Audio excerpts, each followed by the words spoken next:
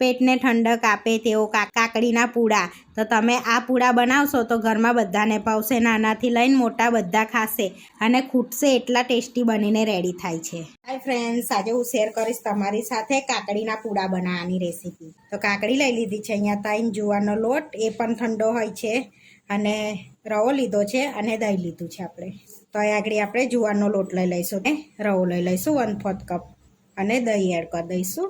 તો અહીં આગળ બહુ ખાટું નહીં, બહુ મોરું નહીં, મીડિયમ આપણે દહીં લીધું છે. હવે મિક્સ કરી લઈશું બધું આ રીતનું સરસ એવું. તો થોડુંક પાણી એડ કરી દઈશું. તો આ બેટરને આપણે હમણાં થોડુંક એ રાખીશું ઠીક, જેથી આપણે કાકડી એડ કરીશું તો એનું પણ આ તમે કેટલા જણ માટે બનાવી રહ્યા છે એ પ્રમાણનો લોટ લેવાનો છે. તો આ બેટરને આપણે પતલું રાખવાનું હોય છે. તો અત્યારે આપણે આટલી થિકનેસ રાખીશું, પછી કાકડી એડ કર્યા પછી આપણે એની અંદર પાણી એડ કરીશું, જેથી કાકડીનું પણ પાણી છૂટે છે એટલા માટે. તો હવે આપણે એને સાઈડમાં રાખીશું, કે ઘણી કાકડી કડવી પણ આવતી હોય છે એટલા માટે. હવે આપણે છોલી લઈશું એને.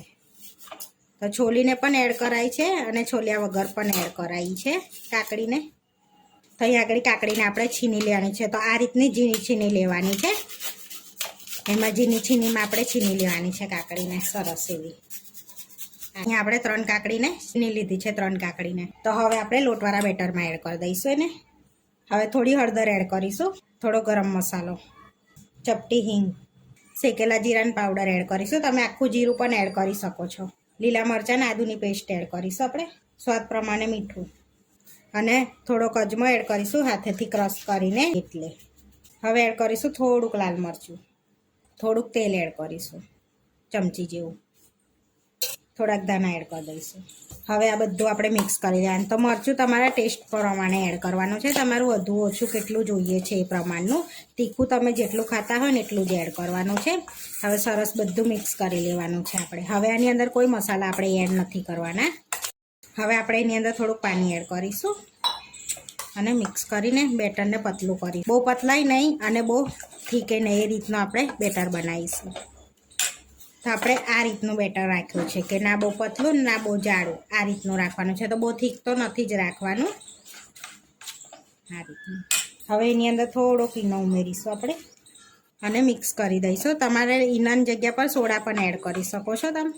અહીંયા મેં ઈનો એડ કર્યો છે. તો આપણે આ રીતનું બેટર રાખવાનું છે. હવે આપણે પૂડા ઉતારવા આપણે નોનસ્ટિકનો તવો લઈ લીધો છે. હવે એને ગરમ થવા દઈશું પહેલાં. અહીંયા આ તવો ગરમ થઈ ગયો છે, તો આ રીતનું બેટર એડ કરવાનું છે અને ફેલાઈ લઈશું આપણે આ રીતે. તો બહુ પતલું નહીં બહુ જાડું નહીં, એ રીતનું આપણે કરીશું.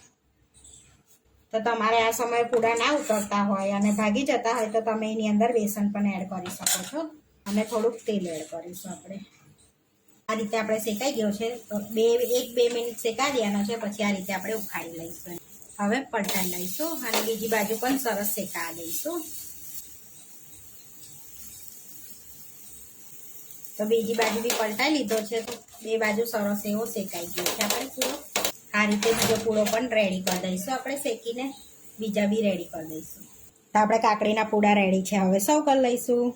તો પ્લેટમાં આપણે પૂડા લઈ લઈશું. અહીંયા આપણે ટોમેટા કેચઅપ અને દહીં સાથે સર્વ કરીશું. દહીં લઈ લઈશું. તો આપણા કાકડીના જુવારના લોટના પૂડા બનીને રેડી થઈ ગયા છે. આવા વિડીયો જોવા માટે મારી ચેનલને સબસ્ક્રાઈબ કરો, લાઇક કરો અને શેર કરો, અને તમે જરૂરથી ટ્રાય કરો. ફરી મળીશું નવા વિડીયોમાં. કોમેન્ટ કરીને જરૂરથી જણાવજો કે તમને અમારી રેસીપી કેવી લાગી.